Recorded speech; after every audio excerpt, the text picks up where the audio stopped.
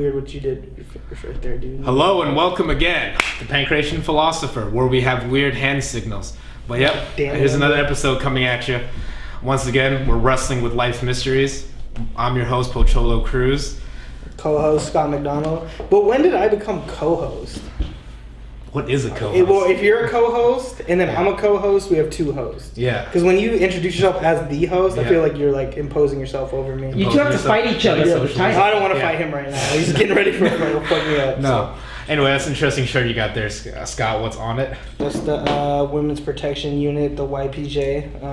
Part of the YPG. Call back to the previous episode. Exactly. But anyway, enough of previous episodes. Talking about this current episode where we have our special guest, Joel Ridzak.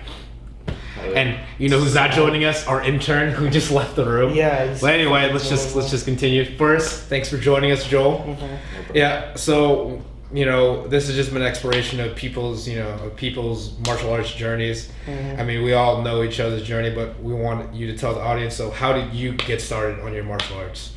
I was about 20.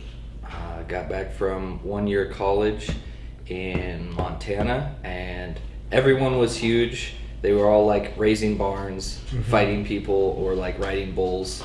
And Montana, that sounds fucking horrible. Yeah. The guys in Montana are huge, so I felt a little intimidated, got picked on a little bit, and so I decided I had to come back from school and learn how to protect myself. You got to get those hands right, bro. Gotta get those hands. What is Montana trash talk like? I don't know. It's a lot of... Do they even talk? Do they go, I'm gonna get my horse, bro? Like if a Montana bully were to start messing with me and accost me and try to get me to engage in fisticuffs with him, what would he? I'm gonna raise a barn on your face. He'd probably rev his 4x4. Like, fuck you. And then drive off. Very and he wouldn't do anything. See, that would actually work in reverse because I would want to hang out with him immediately after that. If someone revs the 4x4, that's a friend for me. And if someone just goes, fuck you, and accentuates like that, I'm just thinking that guy is the brightest man. Is that even a Montana accent? Is there a Montana accent? Is it? Not really. No, still kind of country. Just kind of, okay. On a scale from 1 to 10, 10 being the best place to live, 1 being just the fucking worst. What's Montana? It'd be a -20. Damn! So you're saying you would rather live in a war-torn Do not area. visit Montana. No, it's not that bad. Okay. It's maybe a 1 or 2. But I'll do this for you. Anyone who's from Montana that watches this, fuck you. And if you want to be a bully, meet me at AMC. I hope there's not a bunch of dudes from Montana that show up at AMC next year. There's that 90% of our viewership from Montana. Oh yeah, you fucking leftist hippie. Yeah. Anyway. Okay, so you're 20 years old. You looking for martial arts. So how did you find, or what? How did your search begin? I basically just Googled the kung fu because I wanted to do what Bruce Lee did. Right. Okay. So I saw Bruce Lee's movie when I was a kid, and it just kind of stuck in my mind. So right down the street was actually a place that taught modern kung fu. Had a cheesy name, Dragon's Lair, but it was actually taught by a legit kung fu martial artist. So who was trained by James DeMille, and James DeMille was actually trained personally by Bruce Lee himself. Oh wow! So the lineage was direct. Okay. So I thought that was really cool. And right from the get-go, the demo that he did for me, using his hands, using his non-telegraphic motion, everything really kind of opened my eyes to how the body moves, how quick someone can actually be, mm-hmm. and it was just putting that realism in what you saw. You saw Bruce Lee, and then trying to find something that worked for you, and then just made that connection. Yes. There. Okay. Yep. Ender, what the fuck are you doing? Yeah. So we have 2-Bit Gambit out here throwing Our cards. intern is just reckless. I mean, we need you guys to donate so we can get him some therapy because he's doing real shit. No, I mean, no amount of donation will get that much therapy. Yeah. You guys could get me a wide-angle lens. I mean, Elon Musk couldn't give us that much money. So it sounds like you kind of started taking a real legitimate form of karate, just the way you described it. Gung fu. Modern gung fu. So wait. So just curious about the name. So what is So why gung fu like with the G? Like, is that just how it translates? He said different regions pronounced it kung and others pronounced it gung. Okay. And so he stuck with the gung because it was cooler or different or whatever. So How is gung fu different than karate? Karate's Japanese. Kung Fu is Chinese. Yeah. And do you know like what region? Just because in our previous episode we had James who talked about his Shaolin monk. He did I was told and then I forgot. I really didn't care. It's okay. It doesn't really matter that much. If it works, it works. If it doesn't, as long as you didn't do Some iron. old man is trying to tell you the history of gung fu and you just fucking ignore it. Yeah, whatever. You are very good. Let me tell you about the beginning of gung fu, and then you just walked away. Yeah, whatever, bro. I'm just here to. Yeah, whatever, bro. I'm just here to throw these hands. You're trying to fuck up some dudes from Montana. Yeah, mess their 4x4s up. Gung fu. But yeah. That guy knows gung fu out there for sure. He's like, look at these guys not knowing gung fu is. I'm gonna teach them. Bam, bam. Yeah. But okay, so you're there. You're learning gung fu. So what made you stick with it? I really liked the atmosphere. Everyone was really friendly there, and I started teaching kids there as well. Okay. And I really felt like I got a knack for that, and I loved the kids, loved teaching them, and seeing progress through them. So that's probably the biggest reason why I stayed there as long as I did was the kids. Okay. And then in the teaching aspect and then the learning aspect, like how did you find how did you find like teaching was as far especially like kids, like how did you approach that?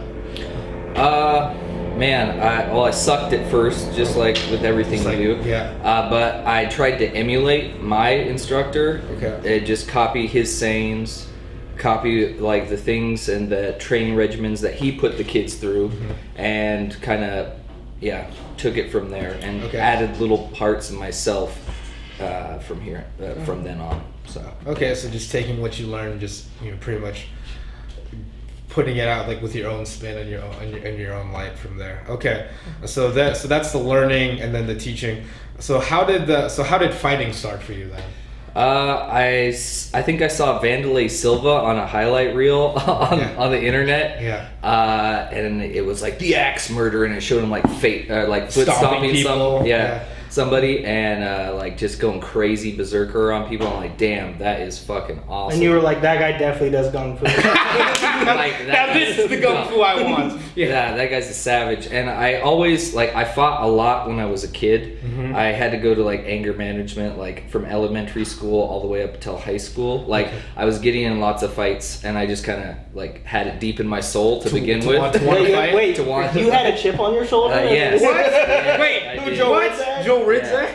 So I saw that, and that kind of made me want to get into martial arts and fighting. And then I saw Forrest Griffin and Stephen Bonner fight, and that I was like, yeah, I gotta fight. I could throw down like that. It's funny how that fight is was symbolic for the UFC, but also it's just like a frame of reference for MMA in the States, really. Yeah. And it showed a lot of grittiness and heart, but when you look back at that fight, it's not that good. It's a fucking trash fight. Yeah. Oh no. It's it's like when we were like history really shows it's like remember when we were just this past Thursday, Scott and I we were looking at Pride 1 and we saw Hickson Gracie versus Nobuhiko. Yeah, it's crazy. It's crazy to see because Pride 1 was 1997 I want to say. So in just 21 years the sport's completely changed, and even then Stephen Bonner and Forrest Griffin, I want to say that was 2005. Yeah, so it couldn't be any more than that. So around mid 2000.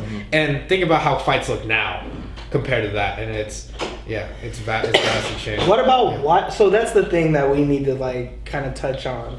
Most people see that fight, just people, humans, right? See that fight, see what's going on there, and they go, "What the fuck?"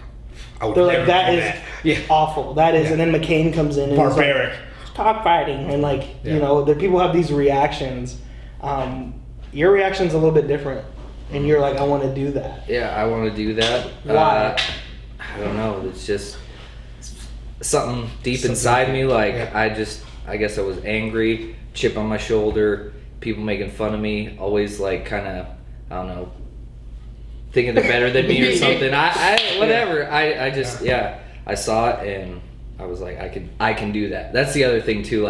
It's two guys trapped in a cage. Yeah. They say go. they're just knocking each other senseless, and I don't know, it just looked like fun too. Yeah, so you just saw it, and it's once again like back to like when you saw Bruce Lee, you're like, oh hey, I want to do that, and now it's just making that realism connection for you. So then, okay, how did you go about then? So how did you find out where you could fight, or how did you how did you get started in that? So my coach was approached by some gym in like Portland or Salem, and they called and they were like, yeah, we're looking for fighters. We're calling up in the Seattle area. Do you have any fighters? So wait, they call up Yes. This is already sounding pretty shiesty. Yes. Yeah. So they call. Like everybody's really green. Yeah, exactly. You know, someone. Exactly. Yeah. And so my instructor was like, yeah, you know, this might be good for you. Then you won't have to be like around anybody here. No pressure of like your friends and family being around. Wherever you can just go take a little vacation, have a little fight, and then come back.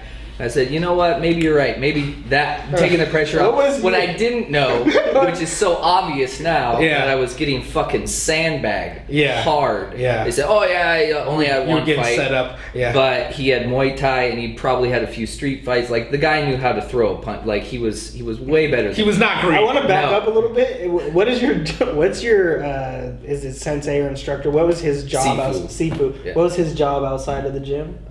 He sold used cars. Exactly.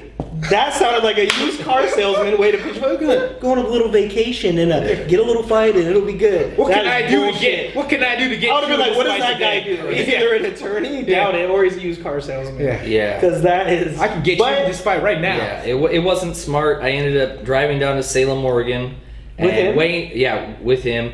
Weighing in my jeans. They didn't give a fuck about my weight. I fought that night and got my ass kicked. Almost won because he got tired of punching me. Oh shit. I broke my nose, fractured my orbital, and spent some time in the hospital and had to get my nose reset. So word of advice to kids out there, make sure you know how to fight before you actually get in the cage and try and fight. And also know what you're getting into. Yeah, don't get sandbagged. Yeah. Trust your coach. Watch a few fights first. Maybe do a smoker, then get in the cage. So, okay, yeah. So you're there in the hospital. Yeah. No, you're already there. Yeah. So you're in the hospital. You're pretty banged up, and there's a point where you're like, you know what? I'm gonna do this shit again. Yeah, Yeah, I can't be one and done and have my ass kicked that bad. No. I had to get better. I had to get better and come back and at least have one win, at least be 1-1.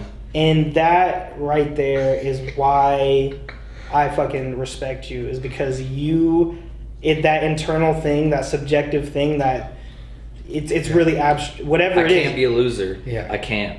No, it's just that. No, it's the perseverance. That's what I see. I think I get what you're saying. Because you know what, Joel, you put that same situation for about 99, hell, even more than that, of people like walking on this earth, and they're not gonna go back in there. No. It's like no, they in fact they'll go like, all right, whatever, I did this, that's fine. So I guess I suck. I'll never be any good. No, because I got really hurt. I'm gonna quit. Yeah, no, because that's what most people like. That's what the average person, quote unquote, is gonna do. So I mean, yeah, what Scott's like mentioning is like, so what if you could just think about like what about it like really. Like, so you're there, you face a lot of adversity. I mean, it was a messed up situation. You got messed up. What made you want to go back in there?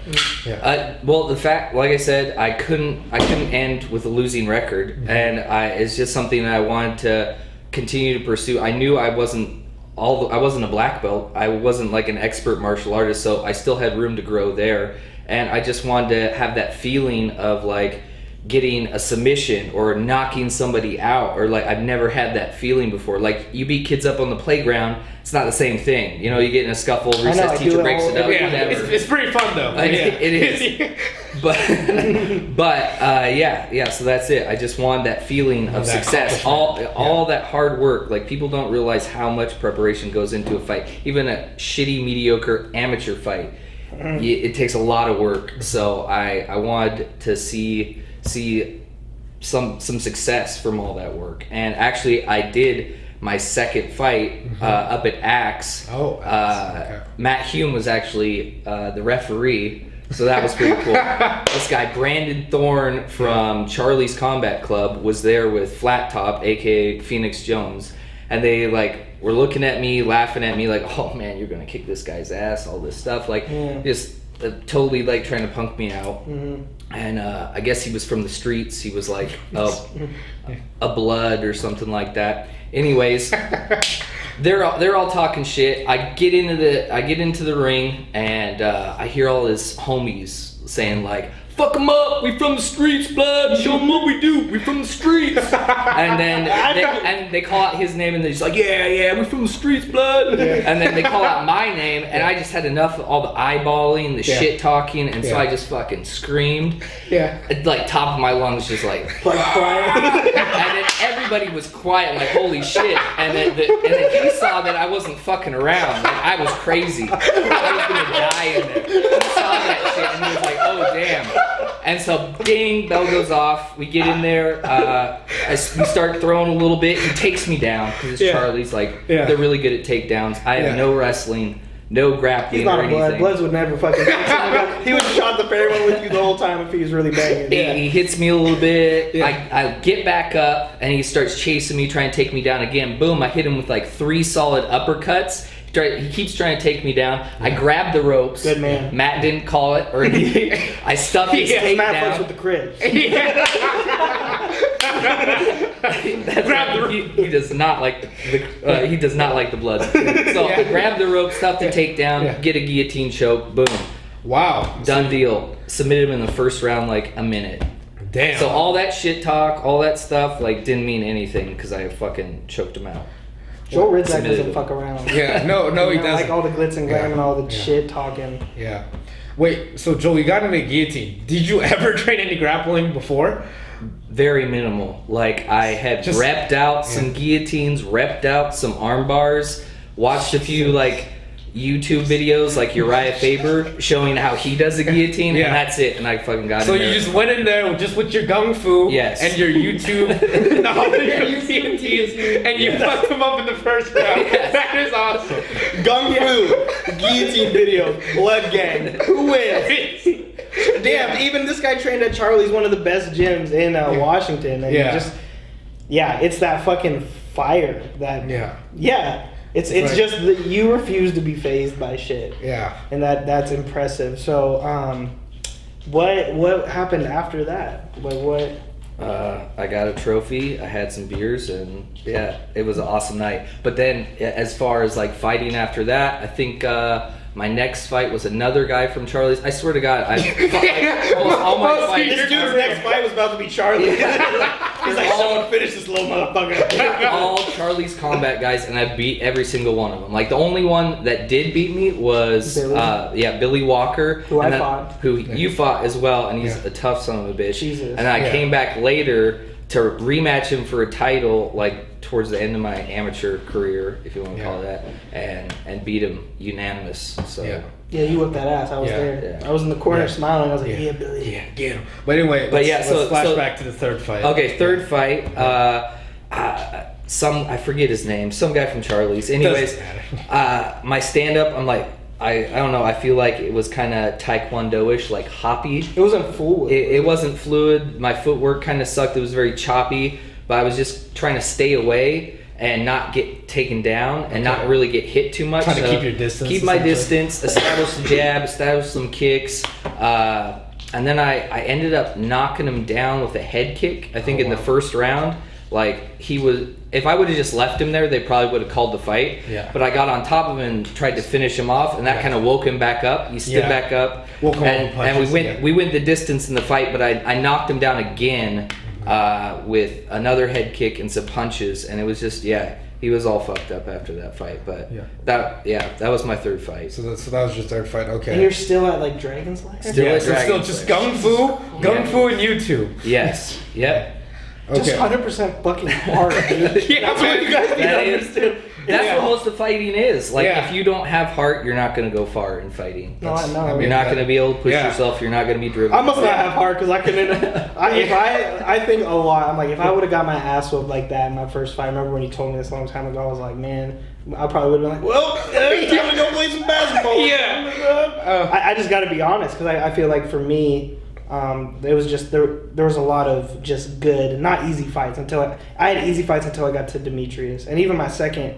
This was before MMA. My second Muay Thai fight, I got kicked and dropped, but then I didn't have problems after that. But I always wondered, I was like, who's gonna fucking put it on me? And that was DJ. Yeah. And I guess that was my test. Was like, what do I do after this? But that wasn't even MMA. Yeah. It's different getting your ass whipped in Muay Thai with a whole bunch of rules and like regulations versus just raw MMA with no experience. Raw MMA, and this is back in the day MMA. No shin guards. Yes. Before it was regulated by Yeah. any state. Yeah. Jesus. Yeah. Christ, dude. Yeah. Just no elbows and no strikes to the head on the ground with like knees and elbows. but still, it's like it's But about shit as raw. happens, It's too. about Very as raw as it gets. very minimal from- rules, especially from- for amateur. From the and you're going in there really with just a limited base just in terms of like what MMA could be.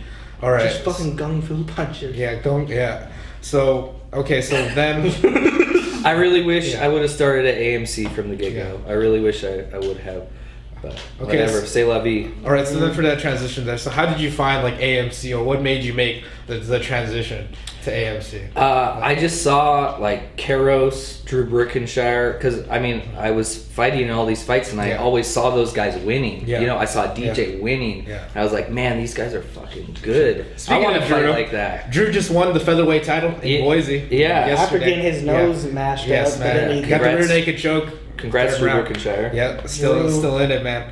But yeah, That's so- another guy Yeah. who's a great example of heart, and it makes me so frustrated that the game's so political because I really feel like, he should be in one of those bigger promotions. Yeah. Just give him a shot, honestly, because the guy's not gonna stop. Yeah. He just holds on to that goal that he still will make it into that. Yeah. It's amazing, dude. Shout out to you, Drew. We For believe real. in you. We might have you on. Yeah. We might have Drew on Yeah. next, man. But okay, so you saw these successful amateur fighters, Karos, Drew, DJ, like you said, and you're seeing them compete. I would say because you're on the card. Mm-hmm. So then you wanted to like just see how they trained, or want to see what they did. Yeah, or- well, I knew we didn't have any ground, and you need ground for MMA. And I saw them getting belt after belt after belt. I'm like, man, wouldn't that be awesome to be a champion, right? So I lost to Billy Walker my next fight. That was So like this my is your fourth fight number 4, Yeah, okay. fight 4 or 5. Yeah. And I was like, yeah, fuck this. I can't be getting choked out. Like, if I want to do something with this while I'm still gotta relatively young, learn. I gotta learn grappling. Okay. So, and those guys were the best at it. Everyone knows that AMC has like some of the best grappling. Yeah. So after that, I told my coach, hey, I need to finish up here, finish teaching some of the kids, like maybe get my black belt, how long that takes. And then once that goal is achieved, then I'm going to move on. And so that's what I did.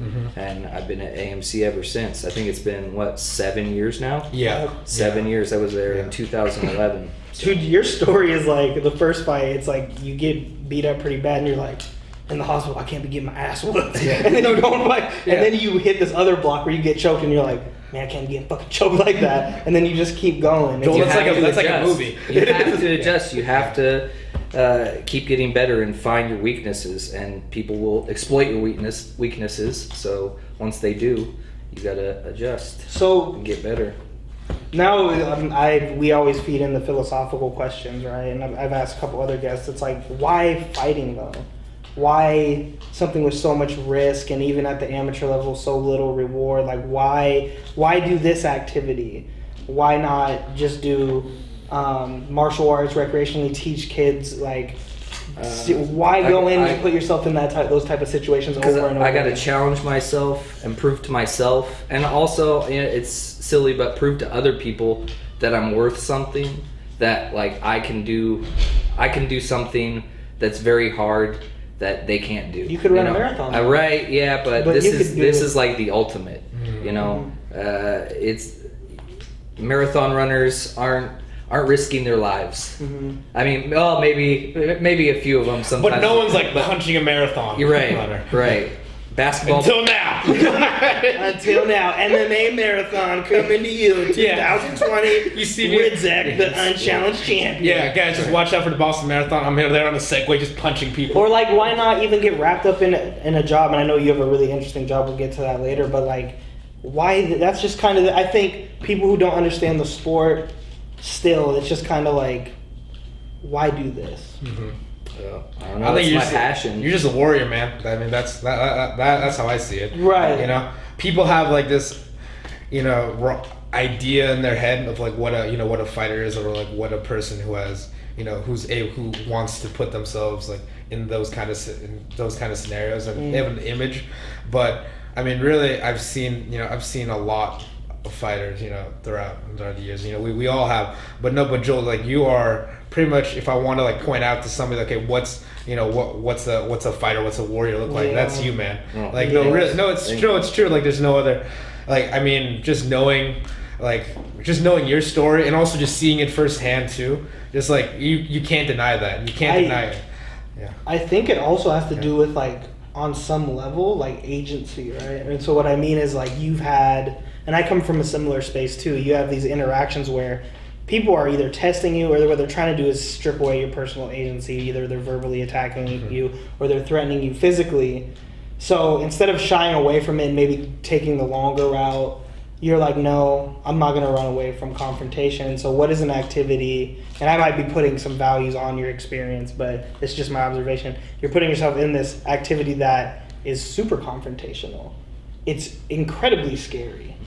And at the end of the day, too, you're not a man of many words. That's what I've always respected about you. You have this, like, regulatory system where you're like, I don't want to say some stupid shit. And you've always been like that. But then in fighting, the time for speaking stops. Mm-hmm. That's why you don't like that shit. You're like, here's this tribal sort of thing. This guy's a blood. He's this, he's that. You're really in this zone where, like, none of that even matters. The talking stops. Mm-hmm. And that really is, like Pocholo's saying, it's like a warrior mentality. It's not an intellectual exercise. Like, samurais wrote beautiful poetry, and they had really interesting ways of viewing the world, but they weren't, like, the intellectual trying to understand all this shit. They're like, you go forward. Exactly. You battle. This is what you do. It's this. It's honor. It's my respect. I'm retaining that. And I see in all of your fights, that's really what you were trying to preserve, and you like had this mentality that you refused to be conquered. I remember when you fought Matt Deepa, and that was one of the most brutal amateur fights I had ever seen. And I remember seeing you outside of the cage, and you really went through it, and you were just like, "Fuck, dude, you're like, I shouldn't have got finished." And I was just like, "What the fuck?" Like, I didn't look at fighting like that. I felt like I had good technique, so I was like, I cannot get touched. But I was like, could I fucking do that? I never told you that. That fight rattled me, dude. Not because of because of what you went through, but also like just your mentality. I was like, this is crazy. So I think it is. I was so close to beating that guy too, multiple times in that fight. Mm-hmm. I head kicked him, had him wobbled on the fence. I hit him with a huge hook, and his mouth guard came out, and he was wobbled, and they stopped the fight right there for a sec to get his mouth guard in. I also had him in 2 submissions. I had him in a deep triangle that I regret to this day. I should have just rolled up in that triangle. Like, that fight was so fucking intense, and it meant everything to me. Like, man, I trained so hard for that fight, and it just didn't go my way in the end. But I gave it everything I had, man. Like, I was throwing up blood at the end of that fight. I know. I was fucked up at the end of that fight, and he was too, and he knows it. And he lost his fight after that, right? He lost his title, and I never seen him fight again. He never fought again. I fought again after that. You did. No, Joel. It's like, because I was there too. I was in your corner, and that's like one of the most, I want to say, harrowing experiences I ever had, like, in my life. It's just like, it's like it was a literal almost, they show in the Rockies movies. It's like, no, but that was a rock. You guys, like, when people talk about giving everything they had, like that, no, you gave pretty much everything you had, if that, like, you did. Fifth round, we're both exhausted. Yeah. We wobble back to our corners, and like, I'm slumped over like this. Matt grabs me by the face. Matt Hume grabs me by the face and is like, "If you want to win, take him down. Listen to me. Like, he's yelling at me. No, I tried to take him down and finish him. I tried to win the fight. It just wasn't wasn't in the cards that night, I guess. No, Joel, you put, like, I mean, few people in this life can say that they put everything they had into a single moment, and you did. And and that's just that shaped me too, because like looking at it, I was like, damn, that you walk away from that, like, you're not the same person, like, no matter who watched that, like, from there. And I feel like it's just a testament to your will.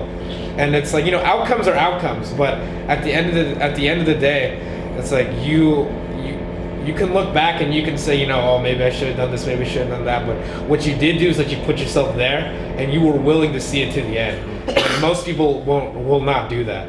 That's like that's what I remember. And well, I have a question now too, because there's I want to talk about like the current culture at AMC, because there's definitely been a shift, a significant shift. I think in terms of like the way like you and I, and Pocholo was there for this, which I think contributes to his game now. His style is a product of him as a martial artist, but it's also a product of when we were there and when we were fighting. Yeah. And we had that mentality. I had that mentality. DJ still has that mentality. Karos had that, where it's this high pressure, literally like do or die type of fighting style. Not like we're unintelligent, but can you like speak to the differences you've seen in terms of the fighters that are coming up now compared to like your generation, my generation? And well, they're definitely more well-rounded, like, and I think a lot of them are coming in with a background. Like James has Kung Fu, Morgan had Muay Thai experience, like Sean had Jiu-Jitsu, so there's lots of people now like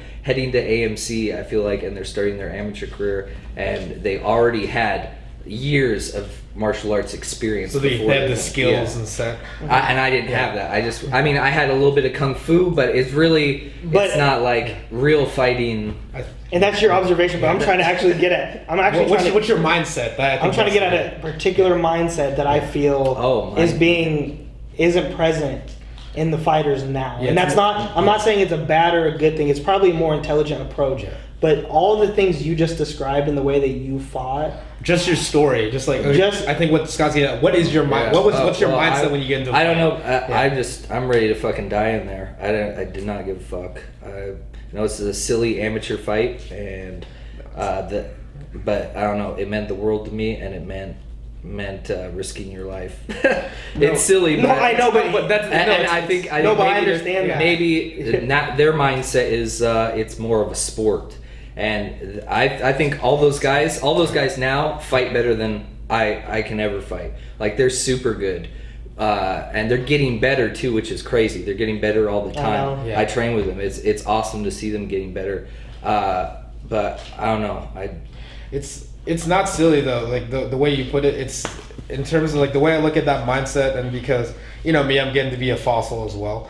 But the way I look at it, because when I look at like Scott said, because I'm seeing the current crop, because I'm still there, I'm still training, I'm still fighting. But I'm like, I reminisce, like, man, I miss the days when it was, when fighting was about fighting, not about.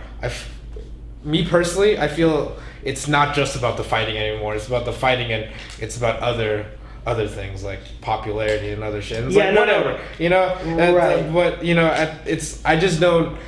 Because when I was with you guys, when I was with you, Joel, Scott, Pat, DJ, Karos, all those guys, like it was we were in it because it's that warrior mentality. It's like we're there one-on-one. It's about it's a do or die situation, and you needed that mentality like to thrive in there. And I'm not sure what's quite happening. I mean, let's not even talk about the current fighters, about people coming up in the ranks, like what I'm just trying to figure out like what their goal is in terms of, like, I feel that too. Yeah. Well, I feel it's missing. I feel something's missing just for me. Because and if we use if we're intelligent about it, I think that mentality, that do or die mentality, may not be the best approach, but I think there's something you just take away from it, right? In terms of like, I was able to look at these fights as like, this is it. And I had a conversation with another young fighter, and I was like, look, dude, I was obsessed about my opponent. And he's like, I wasn't that neurotic. And I just was like, what the fuck? Like, in my mind, I was like, No, I was fucking obsessed. Not like what he was gonna do to me, but like the moment. And like when I would see someone at weigh-ins, I was just looking at their face. I was like, I got him beat here. I got him beat here. This is over. I'm gonna kill this dude. And like, I know that sounds intense, but that's how I thought about it. I was like, this is real. I could get knocked unconscious in front of my family. I could get assaulted in front of my family. I could, true. you know, and this is literally what it could be. I was like, I could get cut. I could get bloody. All these people came out to support me. This is not some sort of popularity contest. This is, for me, like in its purest form, unarmed combat, and that's how I viewed it. The stakes. This is it, you know. And I was like, I would probably be doing this shit even if there wasn't a crowd, you know, just me and this person, and me testing who I am and testing my mettle and see if I have what it takes. And that's why me and Joel always used to joke about like Navy SEALs. We're like, fuck, we're never Navy SEALs, but this is our combat, and that's how we look at it. It's literally life or death. And I know in the scheme of things, in actual combat, it's probably the lesser form, but you can be separated from consciousness. Yeah. Literally, you can be separated from consciousness. You can have a limb broken. You can have a limb snapped. And I think the up-and-coming fighters, they know that, but they're in a whole different realm of thinking about it. I accepted that weight, and it made me perform better, you know? And even just, like, the pressure style now, I don't see, like, a high-pressure style like we had at AMC, where it was like, it was creating the best techniques because we're always trying to take each other down. We're trying to like pressure each other until we break and we lose all our cardiovascular endurance. And like, that's there a little bit, but it's different. It's not like that grinder style. And maybe it's for the best. Maybe it's like we need the point fighting style a little bit. But that grinder, like I'm gonna break you style is like kind of fleeting, and I'm trying to grab hold of it and present it back. Yeah, their fighting style is definitely more fun to watch. Like a lot of my fights were fucking garbage too. You say that, no dude. grinder, just knees, like just wearing something out. It wasn't that good, but I don't know. I like James' fight the best. Like, out of all those fights, that flying knee was sick. But I really like James' fight the best just because, like, he faced adversity in there. He got fucking tossed on his head and his shoulder, and I was right there to see it. Like, came back up. He had, like, and he kept fighting. He kept putting, I feel like. No, you're right. He kept putting pressure on the guy. James is a warrior. No, but the thing with James is if there's anybody out of the new guard, right?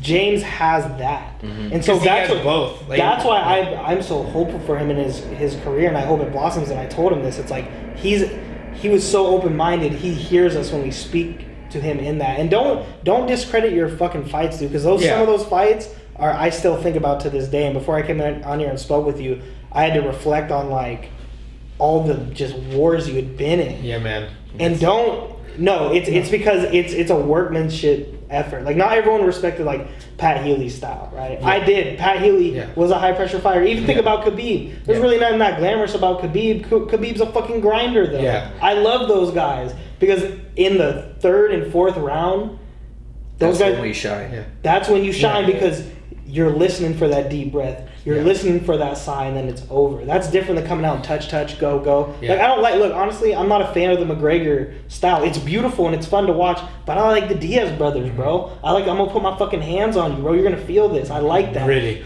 I like the gritty, and I like the athletic, and that's why, DJ, but I'm hoping that we can still insert that style into the new age of mixed martial arts, right? No, and with James, I'm not worried because we talked to James last week, and he just revealed so much about just his character and the way he approaches it. He's like, he's but he's got the same will that you do, and it's honestly, like the amount of adversity you've had, like I don't think that would break. I know for sure that's gonna break most people.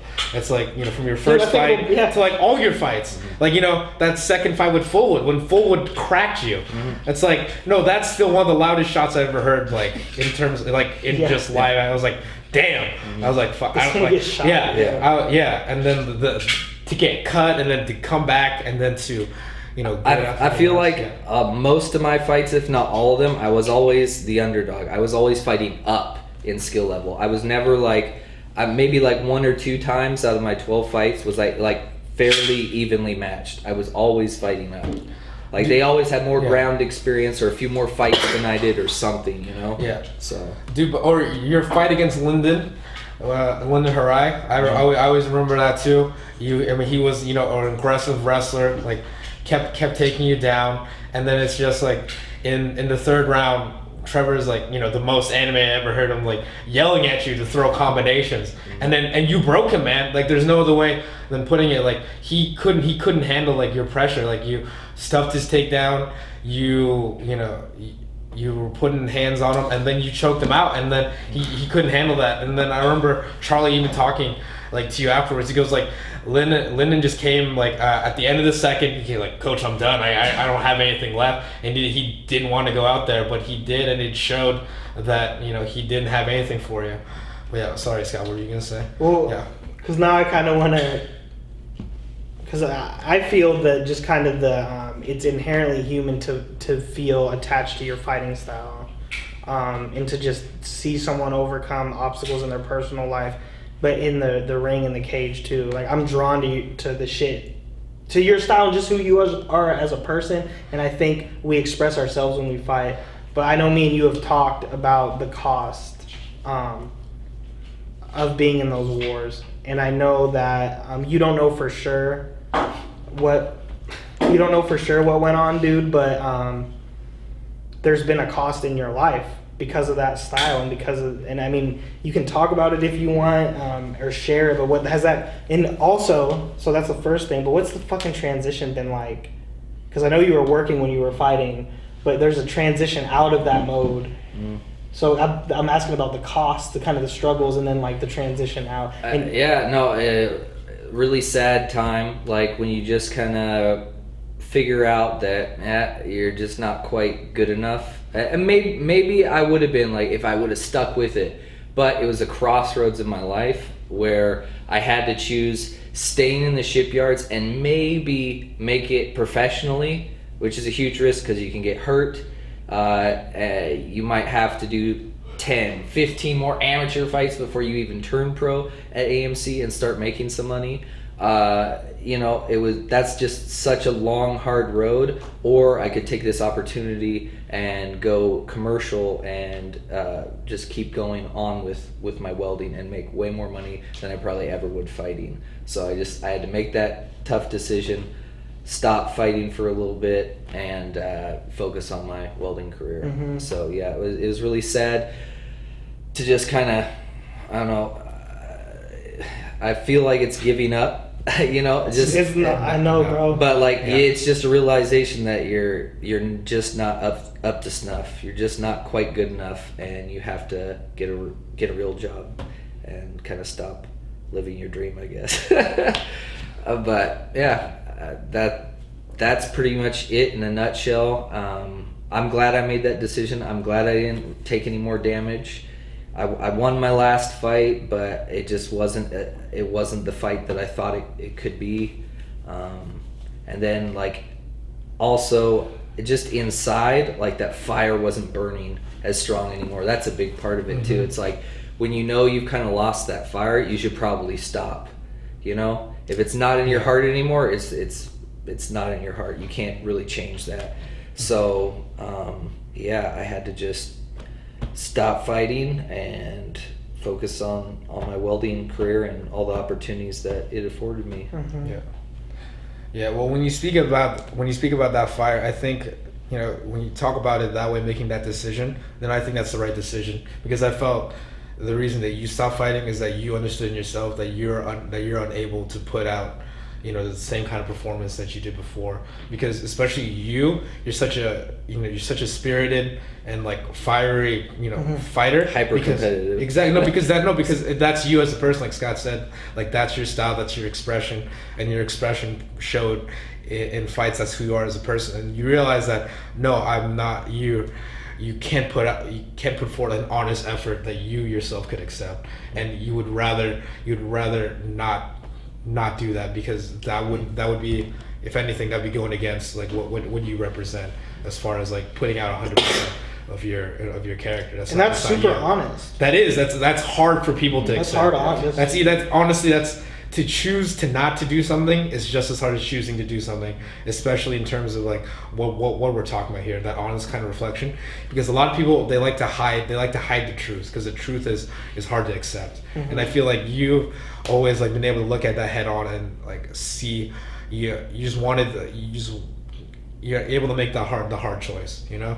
And honestly, I think that's the right choice for you. Like you said, like, and it's accepting that, and it's like, and accepting that's so hard. Like acceptance is in anything like is hard, but especially like in something that you love, like, or something that's your dream.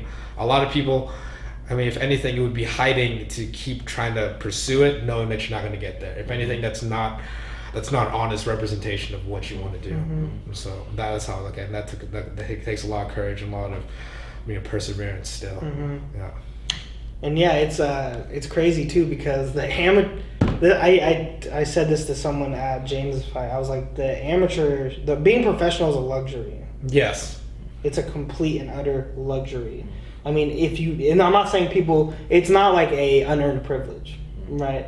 In some cases, yeah. If you're 0-7 and you fight at EQC all the time, yeah. And some people made it to the big show because of politics, so I get that. But in amateur, it's literally all uncompensated fighting. And some of these local shows, I mean, I don't know what their profit margins are, but at the end of the day, it's kind of this like fucked up situation, because the medical bills are on you,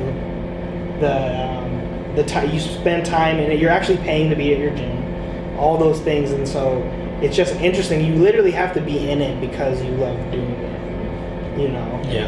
And I think and I want to back up because I wanted you to answer my question. You answered my question, but I have a portion to it. There is I experienced this, and I know you have too, but probably differently. After I stopped competing, I was having like issues with anxiety and shit, like heavy, out of nowhere anxiety, and I can like trace it to like a year after I stopped competing. I was on this campus at Cascadia. I'd be sitting in a lecture, and all of a sudden, I would just get this anxiety that was just like going through my body, and have to get up and like run or do push-ups. Is this really kind of like bizarre thing, and I was reflecting on whether that's always been with me. But I think what it was is I didn't have that outlet anymore, and also it was all the stress on my life too. Yeah. You've talked about concerns about maybe, because you've experienced something like that. You've always been kind of intense and anxious like me. But when you stopped competing, you said you had some concerns. Could you talk about that a little bit more? Yeah, just sadness, anxiety, but I never completely stopped. So I think just having the gym still there for me and still going fairly regularly put that to the curb a little bit. Like, I still deal with it, but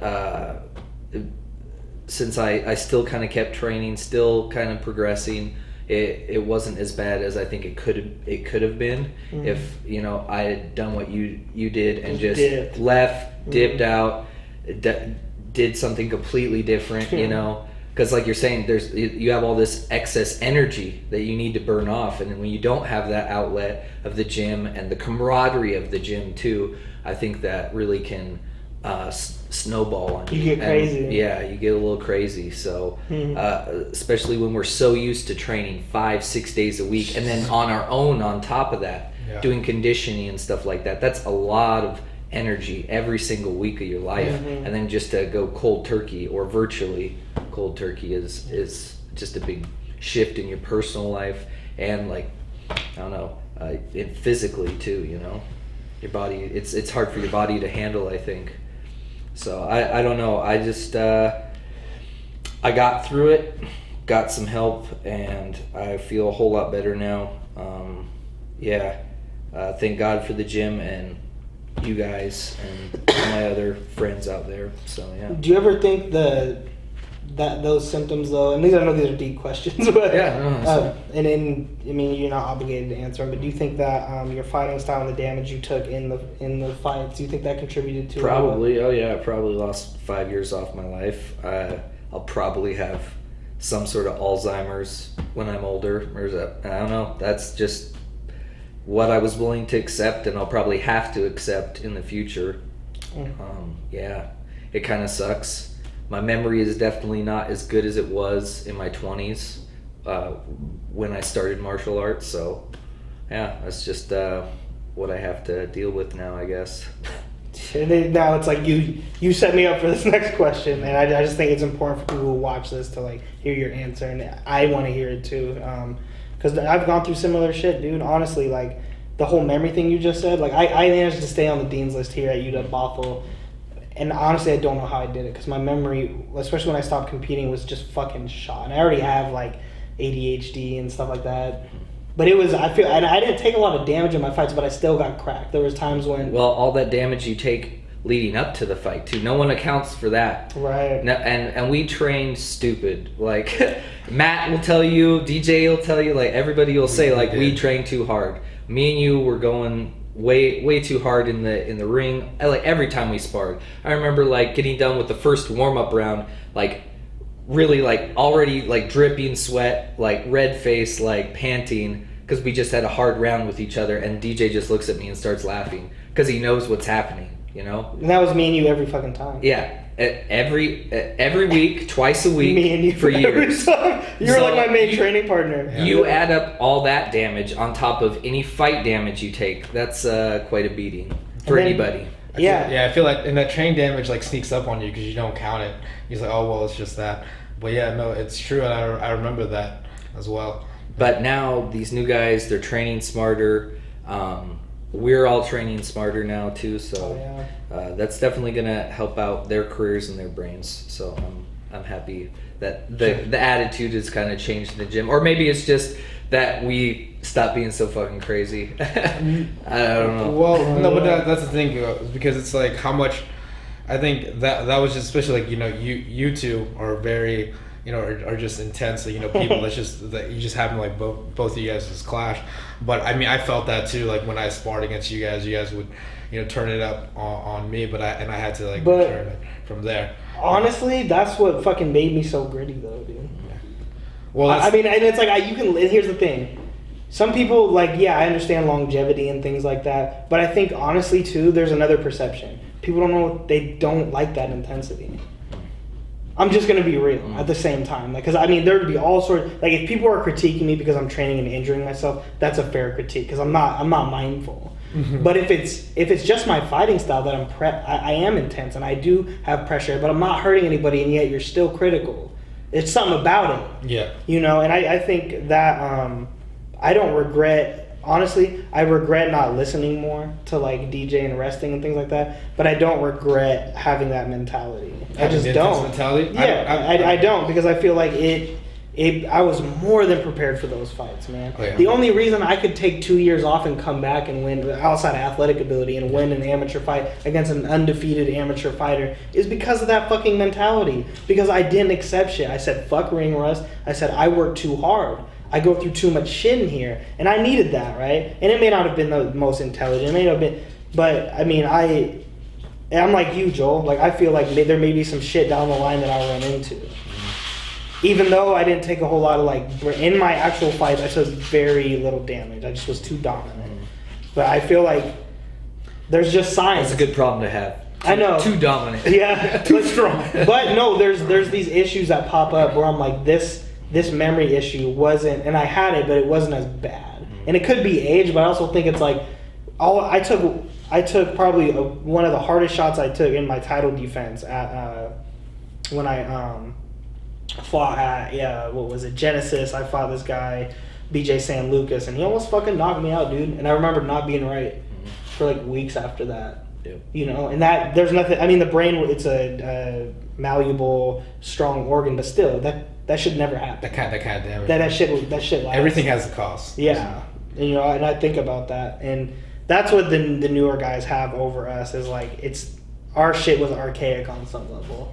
Yeah. You know. No. And what about the generation or two before us that trained at AMC? They were probably training way harder than we ever trained too. Matt talks about it. Oh yeah. So I mean, he's like, we were fucking psycho. Like, and Matt, the new guys don't have the type of conversations Matt had with us. He'd be like, Sakurai's bringing in some guys. You gotta fucking break them. Like, he didn't. Those weren't his exact words, but that's what he just expected of me. Yeah. It's like, if you're going, he's like amateurs and pros train here. There was never any segregation. Yeah. No, you're sparring pros. Bibby's here, you're going at Bibby. Matt Brown's here, he's bigger than you, you're going to spar Matt Brown. Wiki's here, oh, we're driving up from AMC Pacific to spar Wiki. oh, there's this guy who just does boxing and spars hella hard. That's what he's gonna do. You got to get him up with him. You know what I mean? And you know what I'm talking about. That's my guy there. Yeah. But it's the same. Or there's guests there, and whenever there's guests in the gym, there's just this thing in the air where it's like, Oh, here it goes. here we go. You want to like those guys that came up from Brian Johnson's unannounced. Matt went around to everyone and was like, fuck them up. Yeah. Show them. That's not there anymore. But that is where we came up under that. DJ came up under that. And so I'm always torn because I'm like, DJ's so athletic and he's so... But he's a part of that too. But he has that grit. That's the thing. And that's the thing. No, when Dotson drops him, Yeah. it wasn't that saves him. It's Yeah. the shit we're just talking about Yeah. now where he's like, okay, No. here, motherfucker. You know? And no, I can attest to that too, just in terms of grit, like just going against, just training with you guys all the time. I remember like when I fought, it's like, oh, well, this is easy. Like from there, I mean, even though like my first 2 fights, I lost them, but it's like, I never felt, honestly, it didn't feel it was that hard. It's like, oh, that's nowhere near to the kind of things that I've faced already, like in the gym and like with you guys, with Joel and Sky, like, oh, well, that's nothing. Like I remember, I know you guys laugh at this, but like when I know my first fight, I didn't realize like how hard that guy was trying to hit me or how hard I was hitting the back. I was like, oh, it's just a regular day, bam, bam, bam. From there, it's like I was like, man, this guy hits like a bitch. Yeah. And it's like, yeah, I remember saying that, but it's like, but that's the thing. It's like it was second nature to me, and that's what. Dude, it's the same thing. Because Joel would crack me, bro. Joel would crack me with straights, and I mean, they were hard, but I was used to them. Yeah. And I remember fighting Tyler Thomas at Brian Johnson's and getting hit with this uppercut. That I went back and watched it, and that shit was like from right here. It was from his hip, and I just hate that shit. And I was like, left hook, like nothing happened. Yeah. And it wasn't just that the fact that I took the shot. It was that mentally I was just like, so. I worry sometimes with newer guys who are really pretty and shit, and it's like if they get hit like that, what are they gonna fucking do? I'm just saying. Yeah. It's like boom. Are you gonna go fuck? Oh shit! And maybe that's a better approach for them to go oh shit and back up. Yeah. But it's different styles. It's just like the older generation always has shit to say about the newer generation. Yeah, but, for sure. No, but I wonder about that too. I wonder especially about because that's the thing. You're like, oh, how's this person going to respond to the pressure, and then it's just something I should wonder. But no, I agree with Joel. I'll plant the flag on that it wasn't the smartest way to train. Yeah. And I would have had a much longer career. I had tons of injuries, cuts, separated shoulder, broken hand, separated rib all the time. Yeah. And just getting cut too. Yeah, getting cut. Like, I cut him why one are you time. getting cut I cut him when one you're time. training? Oh, because you're training too far. I also cut him too for the headbutt. Well, And you I cut partly me with the headbutt. Yeah. I partly blame this cut on Matt Hume. That's He gathered us all together. He gathered every single fighter. He's like, okay, right before fighters training, he was like, all right, you guys. Here it is. So we're, what's your main goal in sparring as a training partner? Here it goes, dude. And then Brent Knopp, this huge, this huge missing link. Yeah, Missing link. It's just like, to be a good partner and help your partner out and not spar too hard. And Matt looks at him like he's an idiot and is like, no. See? Your goal is to finish your opponent at least 3 times. No, I was And so everyone's like, oh shit. And he's like, have fun out there. And he break. Yeah. And everyone's like wound up now, like, okay, I gotta beat this guy. Yeah. I gotta And finish that's him not 3 no. times. Yeah. And then boom, like 30 seconds into it, you go for a takedown and we clack heads. Yeah. And that's all And she wrote. and don't get it twisted. That's not the first time he had that discussion before sparring. Oh, really? And that was I've heard that a multitude of times. Yeah. Right? Or like he'll like when I remember my favorite story with Matt is when Wiki was here, and it was Wiki, Matt Brown. I think Robbie Lawler's here, Rich Franklin's here, in this big circle. And I think this is before you were at the gym, and we're doing these drills where it's like, you're supposed to pass the other guy's guard passing, and then just secure. And then out of nowhere, everyone has MMA gloves on because we're after sparring. And Matt was like, okay, we'll punch. He's like, you can punch and pass. And like people are punching. He's like, what are you guys doing? Punch to pass. So I go up against Wiki, and I remember I was throwing fucking shots. I was like the shit I showed, that like I was throwing like that on that guy, just whack whack. Throwing Just, like I remember, Fedor. no, I threw I threw his legs to the side and I came down and my hand hit the fucking mat and it was just like, whoa. And I was like, I was on fire just trying to like hurt this dude. And I remember afterwards I was like, damn, should I have been training like that? And I'm in the changing room right there in the front, and then I like turn around and Matt's right there and he's like, hey, good job today. And I'm like, thank you, sir. And you know it's big when Matt's talking to you and he's like, no, you broke him. I was like, oh no, that's what I'm trying to do. He's like, no, you fucking broke it. And I'm just like, what does that do for me? That like, I'm like, that's what I got to do. And so, yeah, Matt had that old school mentality because that's how he came up. That's how he learned. That it was that, you know, you're looking at a guy whose dad was getting beat up by Bruce Lee, like firsthand, getting thrown down. Yeah, that's how Bruce used to train people. Old school. That old school, man. You know. There's still Bruce Lee lineage. Yeah, there is. Yeah. Cool.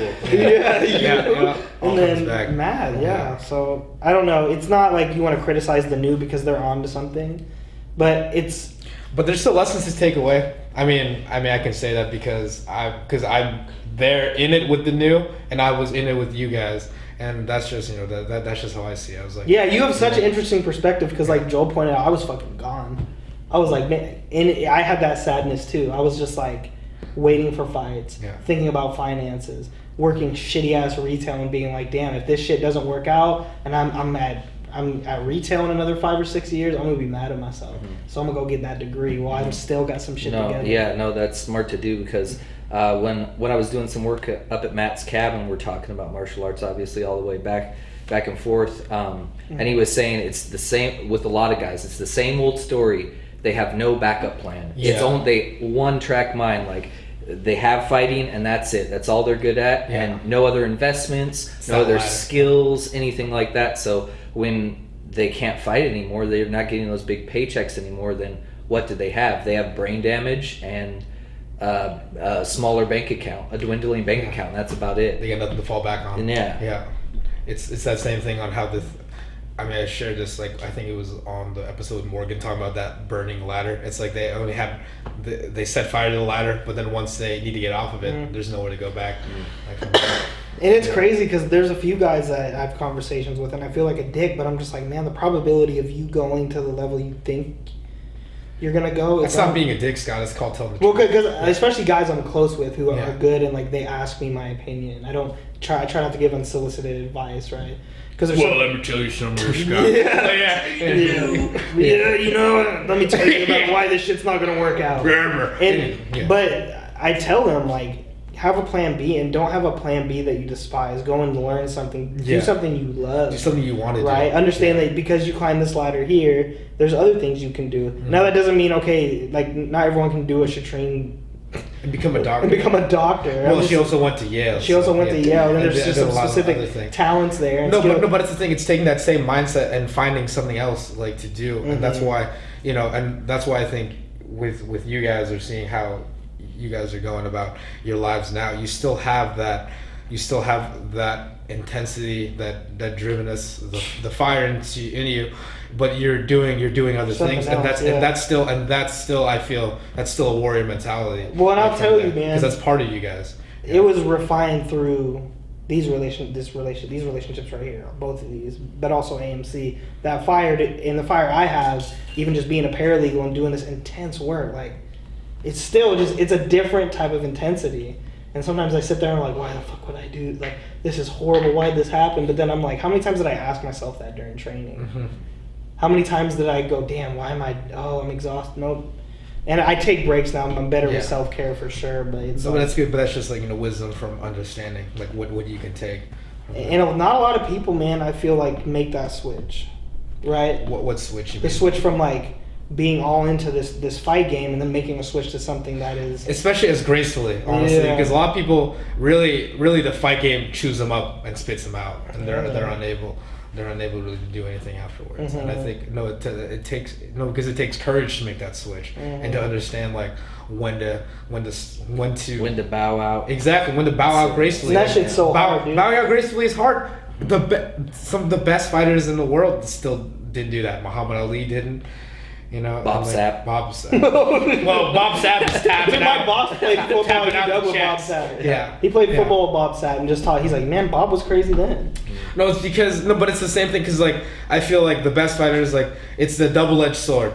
The same thing that makes you that makes you want to ascend to greatness is the same thing that could make you hang on for too long. Yeah. You know, but like when I see like both you guys, you had that drive, the intensity, the energy, the willingness to put in the work, but then you also had the clarity of thinking, oh, maybe now I need to go towards other venues because this is giving me diminishing returns. It's not, and that I think that takes more courage than a lot of people realize. And it's hard. I feel like Joel sometimes too. It's like, fuck, I quit. You know, like I'm quit just, what though? I know, but Yeah. it's something to be real on this Yeah. discussion. It's like that settles in, especially like, and it was hard, that I left because I didn't want to hear anything about fighting anymore. Yeah. I only came back because you reached out to me. I was like, man, like, and I started thinking so much. I was like, why did I waste my time doing that? Like, and it's just real. But you sound the same. It's where I was. Yeah. And I didn't want to be around it because I didn't want to hear about what could have been. Because I feel like this is the thing that I think killed me is one, overthinking, but also it was just like you can train with the world champion, but you also can train in the shadow of a world champion, and you can fall victim to comparison. Mm-hmm. You know, although me and DJ are completely different fighters, I can't tell you how many times I was told it was going to work out this way, or you have this, and then it's pressure. And then I'm just like, so it was that, and then when I got paid for fighting, that changed it for me. I'm not gonna lie. When I got a check for it. Yeah. For some people, it would be a dream. For me, it was like, what? I'm getting paid for this shit? I don't know. I'd do it for free. I mean, in a weird way, like that doesn't make sense, but it kind of devalued it. Were you also like, this is all I got? Yeah, really. Yeah, You know, that too. Like, I put on a hell of a fight. I crushed this guy, and that's all I And did. it had the best fight on that Fuck card. that. Yeah. Had the best fight on that card. Wowed everybody. I could have kept doing that over and over and over. And it wasn't just that one fight. Like, it's not just that one fight where you earned that. Everything else led up to that, and that's what you got. I think maybe that's. Dude, what remember all the shit Yeah. I was going through, like car breaking down. Yeah. You had to come like help me with my yeah. tire, and you're like, dude, this is just all this shit is happening, and it's like, damn, I'm really. And those honestly were some of the best times. I'm not gonna lie. Like, I wouldn't change them. I love that shit. It's like I'm out here fucking grinding, but damn, you can't have a situation like that for 3, 4, 5 years because time's just flying by. You know what I mean? Yeah. And so for me, I had to get away from it because I wasn't in a position to just go make that quick transition from fighter, prospect, someone with all this ability to like just fucking coach or just like, you know. But it's not a quick transition. It's a gradual transition, and I feel like it's also just. It's it's hard because it's never natural. It's not like life usually doesn't give you what you want, but what it is, you have to adjust to what happens in life, and and that's the biggest thing. And if anything, that's what fighting has taught me a lot of. Yeah, from there, especially like seeing you too. Me and you had a phone conversation. We were just like talking about. You kept it real, man. I'm not gonna say on camera what we talked about entirely because that will stay between me and you. But you were just like, yeah, man. I guess fuck. I'm just gonna be this welder, and you'll just fucking get people out of prison because if I become an practicing attorney, that would be great, all that. But it's like that for me confirmed the transition. I was like, you know what? He's right, man. It's just time to focus on other things and accept that. All that being said, like, I still wouldn't have traded all that adversity, all those tough fights, anything. No. Like, I wouldn't have traded for $1 million. Like, that shit is worth so much to me. It built so much character in me, and it showed everyone else that I'm not a pussy. You shouldn't talk. I probably didn't have to do that in the first place, but I don't know, when I first got into the trades, people would talk shit to me every single day. I just started martial arts. They all knew they could kick my ass, right? Just getting talked shit to on a daily basis fucks you up in the head. And it does, man. But now that doesn't happen. It's they know about all the fighting. They know about what you're capable of, and then they don't talk shit to your face anymore. They do what normal people do and talk shit behind your back. But at least you don't have to. At least you don't have to hear that shit anymore. And you said something interesting there. Like, I don't think there was.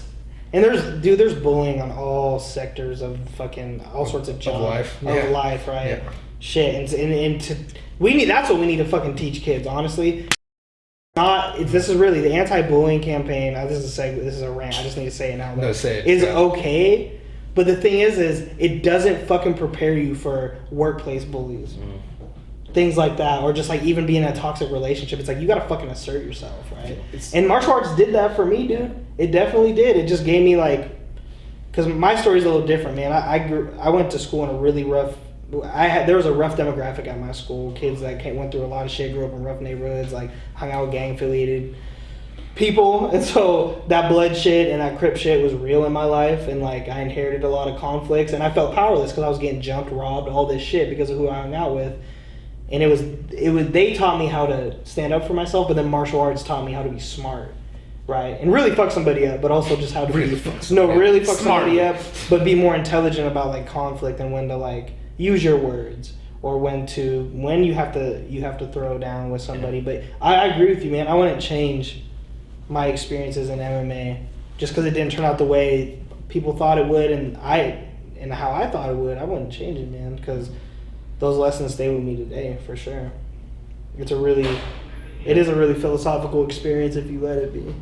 Yeah, well, it's that journey, it's that grind, and I feel, especially like now, well, you two have definitely inspired like me, like a lot. I mean, it's you know, we've trained the most together, so it's, you know, it's no telling. But I feel like, especially like in terms of perspective, in terms of how I look at martial arts, it's really changed in terms of how when I first started towards like now, it's like I feel like I don't need to put that many expectations like on it.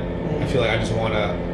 I mean, I'm still fighting, but in terms of, just knowing that there is a finite end, I guess like that kind of scares most people. But I feel like for me, knowing that there is going to be an end to it is like, it's comforting to a point though, like, oh, I don't always have to do this, but I know that right now I am able to do it and I'm willing to do it, and that's just what matters to me. Yeah, and we're glad you're doing it.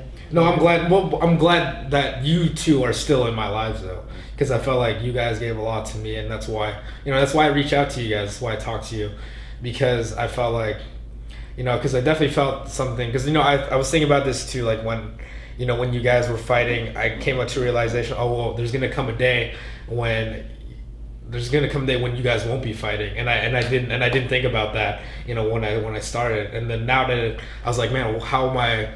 Because how am I gonna like interact with these people like from there? Because like, to be real, like you guys are the realest friends I ever had. It's like there's no other way of saying it. Yeah, man. No, it's real, bro. No, I'm crying. No, bro. No, dude, I knew this was gonna be a real ass podcast. I knew it because like I was like, Joel's coming on, dude. There's so much fucking history here, and no, dude, it's true because we went through some shit, bro. We went through some shit together, and it's interesting because you get sent out into the world, and there's nothing, dude. There's nothing that replicates this. There's nothing that replicates it, dude. And this is honestly the crux of what Pankration Philosophy really is we do this because it's answering all these questions, all these doubts we had, all these uncertainties, all these like not feeling like you fit in, feeling like someone's fucking with you, feeling like fighters are a much more dynamic body of people than I think we give credit to, and I think especially us, man. And no, I mourned it. That's why it was weird, bro, because it's literally one of the most intense experiences, and your relationship is being fortified through combat. The fear, the doubt, the uncertainty, the fucking day in, day out, and it's like shit gets it's so real, and shit gets so fake when you go to other places. You see through people. Like I always get drunk and I tell them I can fucking see people. I can though. Like I know you're a bitch, or I know you. Oh man, you're real. Like you can see when someone, how they walk, how they carry themselves. Yeah. Like you can see if someone's kind of been through some shit, or if you can trust them. It's just like like you guys are the realest people I've ever known, and we'll be friends for life, man. No I just doubt. feel like that, and I feel like. without a doubt, you guys would take a bullet for me, and I'd take a bullet for you. Like, I would fucking die for you guys. There's no doubt. How it is. There's no doubt, bro. It's how it It's is. squad all day, bro, and it's like the thing. It's squad all day. But I feel his emotions because you don't realize. That's the other thing too. You don't realize how important you are through someone's development until time has kind of wedged its way in there. And you know, I'm glad to see that real visceral reaction from you because I know it's genuine, and I know like to see you continue to compete and to see how much you've grown just brings me so much joy, and just to be able to no, it does, dude, because it's like I look at like how you finished, like how you're a finisher now, and like you were always striving to be that, but you're a genuine finisher, and it's like those knees were fucking awesome, bro. And then I look at it and I'm like, that's fucking Pocholo, bro. That's Pocholo. Yeah. That's Pocholo Cruz, who we were like literally just fucking him up. No, it's true. You guys were. And that's like. And now it's not easy to fuck you up, bro. Like he was drilling. I was watching you spar on Saturday, and I was just like, yeah, we got this, and we're building. And again, it expands out into a deeper sense of what our relationship is based on, which is like just adversity, dude, and you know, being there for each other. And I'll be there next Saturday or this coming Saturday. Help you train for your upcoming fight, man. Yeah, dude. Like you got to give back to like all the training and hours that he spent with us, giving us extra work and everything like that, man. That's invaluable. Like that's precious time, and I'm forever thankful for that, man. And I forgot about that shit, dude. Too. I think it's just because I think I don't know what it was. I was just being an asshole. I was just like, man, no one gives a fuck about me. And that's what happens when depression and anxiety sets. No one gives a fuck about me at this gym and blah, blah, blah. What the fuck? I was wasting my time. And then I come back and it's like, oh, Scott, hey, Scott, blah, blah. And you're like... Everybody cares about you. And then you're just like, what was I fucking thinking, dude? Like, what was I thinking? It's a unique place. It's a unique activity. And if you invest yourself in it, like we invested ourselves in it, there's no way you didn't make an impact on somebody. You know what I mean? Yeah, dude. That shit's fucking real. That shit's real, bro. Dude, you know, speaking of making an impact on people too, I'm kind of curious to see what these jiu-jitsu kids turn out to be in 5-10 years from now. Because I see this one kid, you saw him, Julian. I used to teach that kid kung fu, and now he's a nice young man, works at PCCs, going to school and everything like that. He's way taller, lost a bunch of weight. Like you're making an impact on these kids, like very early age, 5 years old sometimes, and you teach them for years and years, and you see their progress. You see them go from nothing, no skill, undisciplined, I just want to screw around, to like, wow, this little kid's actually a pretty badass martial artist. Like, what's going to happen to those little badass martial artists in the next 5-10 years when I see them in a grocery store, when I see them when I'm going on a trip or whatever, or maybe I'll see them in the cage and be cheering them on. Like, you never quite know how big an impact you're going to have on someone through martial arts. But it is cool to see. I mean, what would you... I was going to ask you this, and you kind of got me there. If someone... Let's say someone comes into AMC and they want to kind of take the path that we took. They want to go through the amateur circuit. They just want to fight, right? They want to throw themselves into it, and their goal is to just compete as much as they can and then see what happens. What's your advice to that person? Like, what would you say to them? Just do jiu-jitsu first. Get or submission grappling. Come to AMC, get some submission skills down. Make sure you're over prepared. Like I think Mike Wanaka, like people were saying, man, you're really good. You should have a fight. He's like, nah, I'm just gonna chill out. I'm just training for fun. He had fun with it, built his skills up, trained for 2 years. Then he went and kicked people's asses. Yeah. So that's what I would recommend. Build your skill set. Try and get as good as you can. Train 5-6 days a week. Spar smartly, not like an insane person like we did. And then once you have that base, that skill set, and you're confident in yourself and you're doing better sparring smartly in the gym, then ask about a real fight. Don't just hop in there like I did and get sandbagged or fight some blood from the street. Don't do that. It's not smart. But I think, but the most important ingredient is that you want to put yourself in there. Like the biggest thing is like you're not listening to outward pressure. It's gotta come. It's gotta come from you. You know, because I think that's because that's why it's like you stepped in there. You couldn't You have to have describe a fire. it, but you had to. That's why Scott stepped in. I mean, that's why because you gotta have that fire to want to test yourself, to want to put yourself in that dire risk.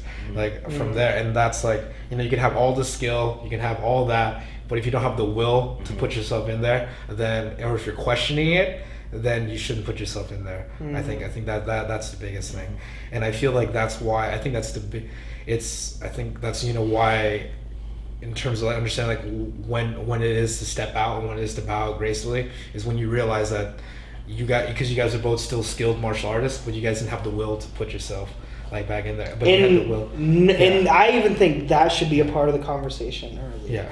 Because what's the willingness here? Because that's what happened to me too, dude. I just was like injury after injury, and then like just like kind of being in a purgatory in terms of getting fights, hearing all these really good things that Matt was attempting to do, which he actually was. He's bringing my name up to 1FC. He's talking to Sean Shelby and those guys, and you're just like, fuck, like here we go. But then things just don't work out. Then you get injured, you're training too hard, and then you're just like, then my fire just kind of started to dwindle. And like, I had this conversation with James, and I hope he appreciated the significance. Like, he had fought on Saturday, and he was in the gym on Monday. And I was like, who does that? Oh, that's me. You know what I'm saying? I've done that too, yeah. Over and over again. And I had to tell James, I was like, look, dude, like, you got to get away from here when you're done competing. Because I think that's what happened is I used up that passion and that fire is still there. I mean, anyone who's around me for like 5 minutes, and if I'm locked onto something, you can just tell. But for fighting, it just kind of dwindled. And Pocholo's absolutely right, and you're absolutely right. I cannot... DJ, right, at the fights. You said this. You were like, man, Matt, do another one. And then I'm like, man, maybe I'll fucking do one too. Fuck that shit, bro. Let's go. If you do it, I do it. DJ's like, I hope you train, Scott. And then you're just like, and then you just sit there and you're like, the band back together. But you know what really happens though? You're like, there's no fucking way. Right. Why? What for? No, like, and that sucks, dude, because it's like, that's where I get emotional, because it's like, that's fucking life, man. That's being honest with yourself and being like, no, dude, the answer's fucking no. I will not entertain that shit. Yeah. Not even for a second. I can't, because I'll get hurt, I'll get hurt because literally that fire's not there anymore. Like, I remember even when I started... well, let's say you don't. You have an awesome training camp. Best training camp of your life. You go in there and smash someone, destroy again. Where does that put you? I know, dude. Maybe you got another $1,000 check or something. Nowhere. Who fucking cares? And nowhere. and what does that give you? I used to beat myself up because like I started telling people, I was like, all my questions in MMA have been answered. I was a kid who got bullied, who went through some really traumatic things. I got through it, and then I was able to assert myself, and now I'm able to defend myself, even being a little bit out of shape. Like, you know what I mean? I can fucking throw these things, bro. No, there's still an athlete underneath. Yeah, there's Scott, an out of shape, you still beat all the 1%. Yeah, and so it's like, but then it was like the question has been answered, and it was your question. It wasn't like, you're real. You're like, am I a pussy? My question was like, can I gain control? Can I empower myself? Can I gain control over my body? Can I push people off of my body? That was really what it was, because I felt like people were taking control of my body, man. Not like on a sexual assault thing, but just like literally, I gotta be real. Because you know why I gotta be real? Because motherfuckers might think that. And I would be like, yeah, maybe that happened, and that's a whole other set of realness. But it's like, it's real. Wait for me. Tried to touch my ass. Yeah, get away from me, Father John. Back him up. It's like, let me tell you about like third grade, like, Yeah. But no, it was literally about people. Third grade. Yeah, people trying to like take shit from me or press on me, like jump me, like that. If you're getting assaulted physically, someone's whooping your ass, you don't have control. You know what I'm saying? You're losing control. They're able to dictate what happens to you. So fighting gave me that power back to be like, okay, if it comes down to this, I know what I can do. And that was probably the most important thing. I just happened to be really fucking good at it. I never anticipated that shit. I never anticipated talks of potential world champ and any of that. And that's not why I got into it anyway. But, No, but I think that's important, and I think that's another thing that people should consider too, is the journey. Enjoy it, because that's where the greatest, I mean, it's like a cliche thing, but that's where the greatest thing that's the greatest thing that you'll ever receive is the fact that you're on the journey. Because you guys are both accomplished a lot in your careers, got belts and stuff. But like, is that what you remember at the end of the day, or what? I remember all the awesome training sessions. Exactly. All the times we went out to eat after a fight. Like that's what I remember. All that good camaraderie in the gym, the funny moments. I remember talking exactly. It's the life, it's the life connections, and I feel like that's the most benefit that you'll. I mean, I could fight, for however long, but I feel like the biggest thing I've earned is the connections I've had with the people that impacted me, like you two especially, and that's not going away no matter like what is, and that's the most worthwhile thing. It's like the journey, and then the life connections you have with the people around you, and I think at the end of the day, like if that's something that's driving you, then you're in a good place. Yeah, because it's literally, especially with guys, man, this is the other thing. It's like ultimate vulnerability. It's like you're training hard, you're like beating each other up, and it's like, hey man, about to go in here and I might get my ass whooped in front of you. Like, no, for real. That could be my friend when I lose.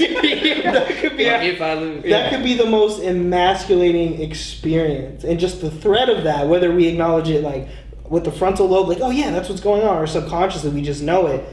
That's what it is, because that's a male.